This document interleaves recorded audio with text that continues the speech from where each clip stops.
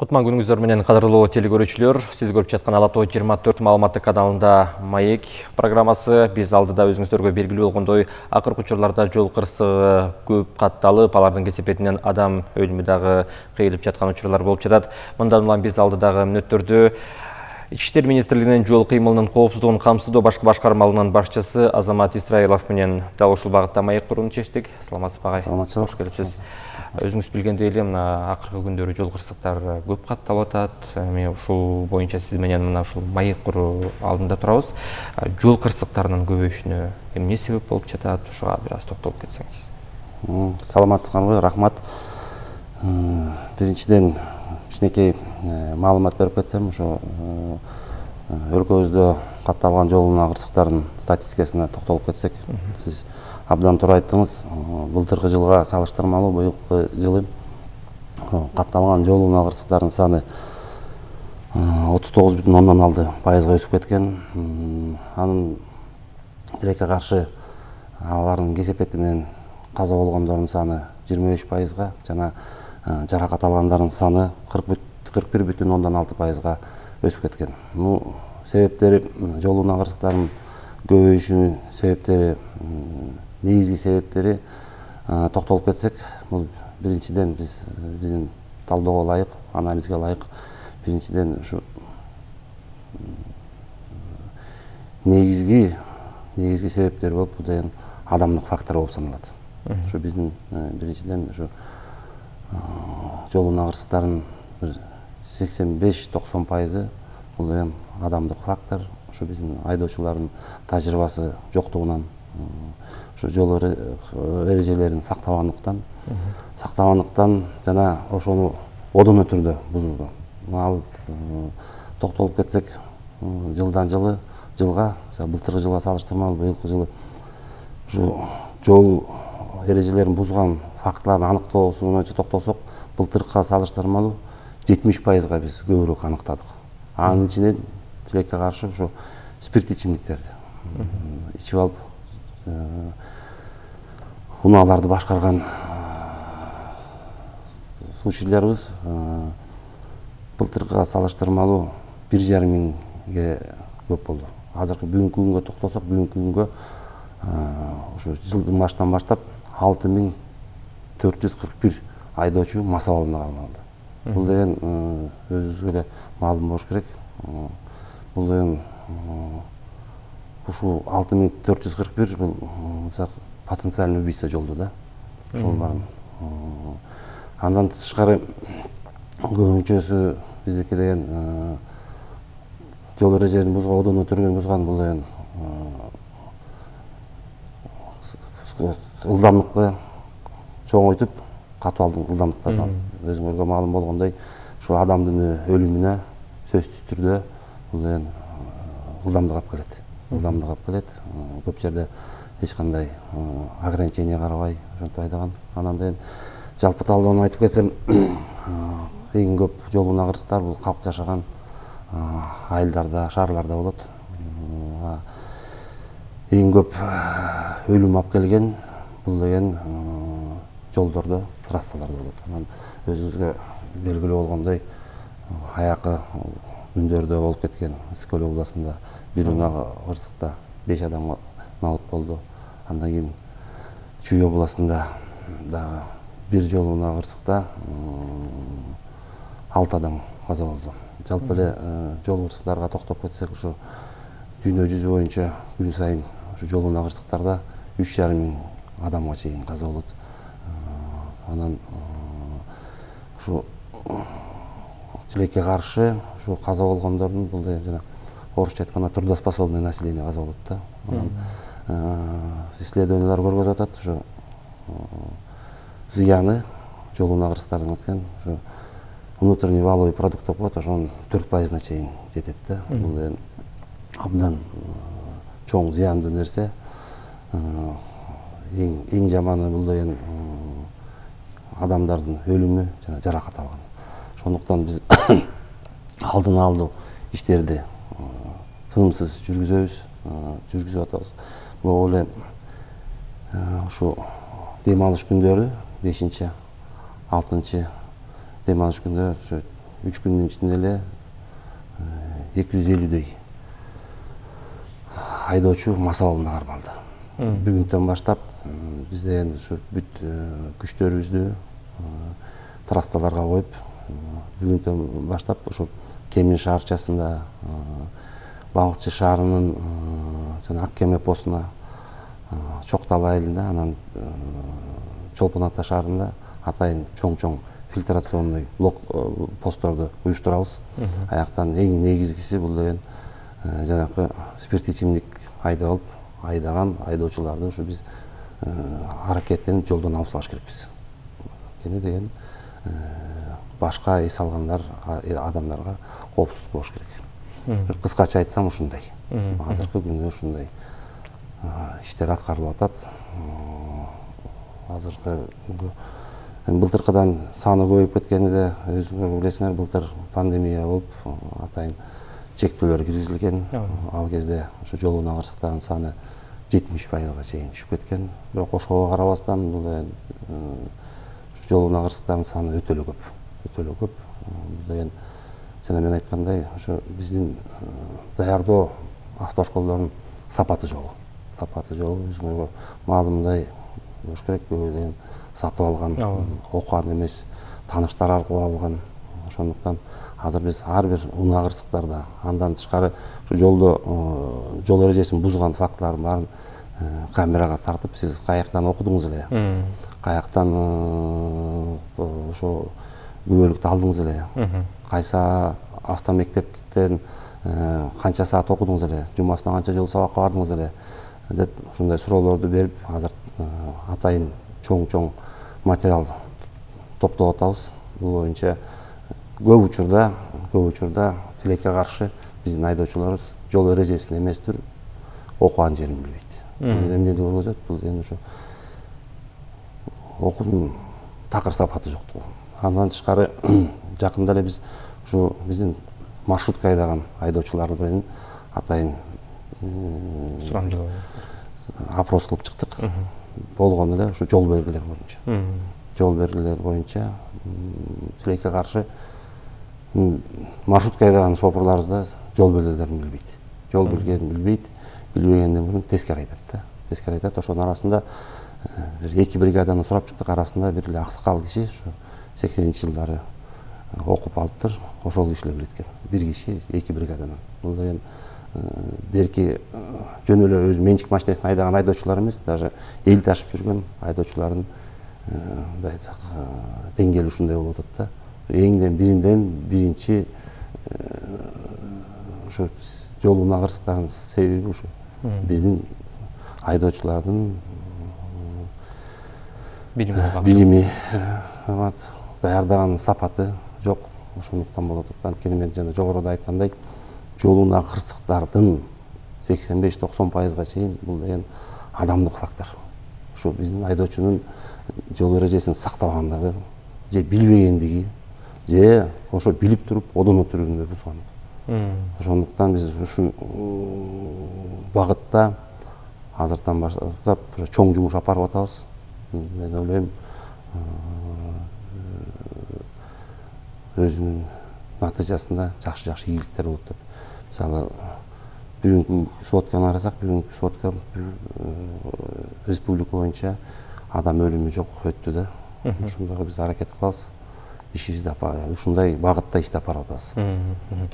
Жакшы, эми өзүңүз билгендей эле мына шаар ичинде жүргөндө деле мына кечеги жол кырсыгы катталды, андан бир адамдын өмүрү кыйылды. Ушул жол коопсуздугун камсыздоодо, аларды жол кырсыктарын азайтууда кандай иш-аракеттер көрүлүп жатат? Биринчиден өзүңүз билгендей профилактиканын 2 түрү бар. Негизги общий профилактика, индивидуальный профилактика деп коет. Ошондуктан бизден ушу силердин жардамы менен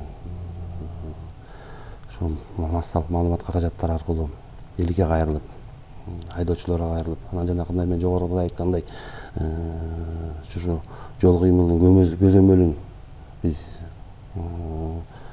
күчөттүк. Азыр деген өзүңөр билесиңер, жолдо мурунку коюлган постторго дагы 2 эсе көбөйттүк постторду, бирок биякта белгилеп кетиш керек. Ушу болгон жолдордун биз деген bir 12-13% эле жаап алабыз өз күч мененчи. Анан бул деген жол унаа кырсыктардын алдын алуу бул жалгыз эле ички иштер министрлигинин, анын ичинде жол мыйын коопсуздугун камсыздоо башка башкарманын күчү менен кылыш мүмкүн эмес. Ошондуктан мен ар бир айдоочу, ар бир ата энеге кайрылып кетет элем да. Бул ар бирибиз деген ушу жол эрежесин сактан үлгү болсок, ушу жол эрежесин сактоосун ар бир эне ата ушу ар бир өзүбүздүн балабызга кичинекей кезинен үйрөтүп, ушуну түшүндүрүп берсек, анан да бизде мындай да бул жол унаа кырсыгын көрүп, ай бул мага тиешелүү болбойт, мени Кудай сактайт деп. Бир-эки жолу ошондой болор. Үчүнчүсүндө ушундай жанакы орусча айткандай необратимый последствиясы болуп калышы мүмкүн да. Ошондуктан мен дагы бир сыйра кайрылып кетет элем. Ушу биздин айдоочуларга, урматтуу айдоочулар, ушу жол эрежелерин так сактасак, ушу жол эрежесин так сактаганда эле бизде коопсуз безопасность болот да. Анткени деген дагы бир сыйра кайталап калбаш керек. Ушу 90% бул адамдын жол эрежесин билбегендигинен, ушу адамдык факторунан да. Одон отурубуз андан. Ошон үчүн ушундай кайрылуу жасап атабыз. Анан жанакындай мен айткандай жолдон ушу жол эрежесин билбеген айдоочуларды бизден жолго чыгаргандан чектетиш керекпиз да. Анан дагы бир нерсе, биз азыр жогоруда айтпадымбы, мына 6,5 миңдей айдоочу мас алдына кармалды депчи. Бул деген бир четиде азыркы кодексибизде, бузуулар жөнүндө кодексте рецидив правонарушений деген жок.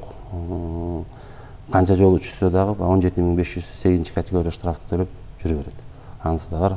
Ошондуктан азыр жаңы 1-сентябрдан кирчү кодекске деген жана айдоочу укугун ажыратканга лишение водительского менен административный арестке да биз сунуш киргизип, мен ойлойм, ушу жаңы кодекстер иштеп баштаса да бир топ бизге көмөк болуп, жол унаа кырсыктарын азайтканга көмөк берет го деп кыскача. Түшүнүктүү. Эми өзүңүз жогоруда айтып кеттиңиз, мына ошол жол эрежесин бузган айдоочулардан сурам жолго жүргүзгөндө алар кайсыл автомектептен окууну бүткөндүгү тууралуу билбегендер аныкталды деп. Эгер окуган жери аныктала турган болсо, аларга кандай чаралар көрүлөт? Мен кыска статистика айтып кетейинчи. Биз деген 2018-жылы биз деген мыйзамга ылайык биз өзүбүз деген автомектептерди текшере албайбыз. Бизде андай укук берилген эмес. Ошондуктан биз деген лицензияр менен кошо чогуу эле текшере алабыз. Лицензияр бул билим берүү министрлиги. 2018-жылы билим берүү министрлиги менен биздин кызматкерлер ушу Кыргызстанда болгон 235 мектепти текшергенде, анын деген 135и ушу лицензиондук талаптарга жооп бергендиги аныкталган да. Ошондуктан андан бери биз эчен жолу билим берүү министрлигине кайрылганбыз. Дагы бир сыйра текшерип чыгалык ушу мектептерди депчи, бирок тилекке каршы бизге жооп да келген жок. Биз текшере албай калдык. Ошондуктан биз деген жанакындай кадамга барганга муктаж болдук. Азыркы боюнча биздин тергөө кызматы тарабынан ошол мектептердин окуткан сапаттары текшерилет сөз тараптан. Мындай жанакындай фактылар боюнча кылмыш иши козголуп, ошо кылмыш ишинин тергөө амалдары жүрүп, сөзсүз түрүндө ким окутtu эле, ким айдоочу кубөлүктү берди эле, кандай өттү эле экзамен, алдын баары ар бирөө териштирилет. Мен түшүнүп атам, бул абдан чоң жумуш, анткени биз ар бир кызматкерибиз, ар бир райондо, ар бир взвод болобу, ким болот, ар бир ушундай жумуш алып барат.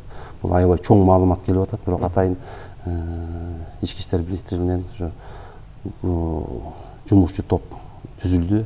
Ал боюнча ар бирөөнү иликтеп, ушундай сапаты жок мектептерди жабып, ошолордун баарын жоопкерчиликке алып келмейинче эч кандай өзгөрүү болбойт. Ошондуктан ушундай жумуш алып барып атабыз. Агай өзүңүз билесиз, мына жол кыймылынын камсыздоодо жана жол эрежесин бузгандарга алдын алууда мына ошол өлкөгө мына коопсуз шаар долбоору киргизилген. Бул албетте ошол жол кырсыктарын алдын алуу багытында. Эми бүгүнкү күндө кандай жыйынтыгын берип жатат? Абдан туура айттыңыз. Ошо азыркы учурда өзүңүзгө маалым болгондой коопсуз шаардын биринчи этабы ишке кирген.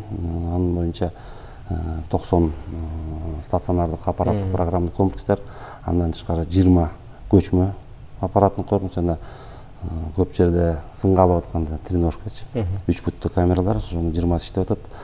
Албетте ушу камералар турган жерде жолуна кырсыктардын саны да, андайын кесепеттери да, каза болгондор да, жаракат алгандын саны кескин түрдө азайган. Ошондуктан бул эмне көрсөткүчтү көрсөтөт, бул деген ушу камераларды биз көбөйтүш керекпиз. Тилекке каршы ушу экинчи этапы 306 аппараттык программалык комплекстер коюлуш керек эле.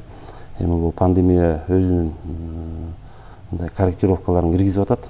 Ошондуктан эмдики жылга чейин ушу иштер болуп атат, токтогон жок. Просто баягы ишке киргич мөөнөтү 1 жылга кичине созулуп кетти, 9 айга созулуп кетти да. Бирок бул коопсуз шаар чоң жыйынтыктарды алып келип атат. Бул биринчиден жол коопсуздугуна чоң жардам берет. Экинчиден болсо ошол кылмыш ачууга, өзүңүзгө маалым болгондой, көп резонанстуу кылмыштар ушул коопсуздук шаарынын жардамы менен ачылган. Көп резонанстуу. Ушундай иштер. Түшүнүктүү агай. Эми сизге ушул учурда эркин микрофон берели, жалпы элге, жалпы айдоочуларга огун кайрылууңуз болсо. Рахмат. Мүмкүнчүлүк бергениңизге чоң рахмат. Урматтуу кыргыз элим, урматтуу кыргызстандыктар, урматтуу коноктор, урматтуу биздин айдоочулар. Мен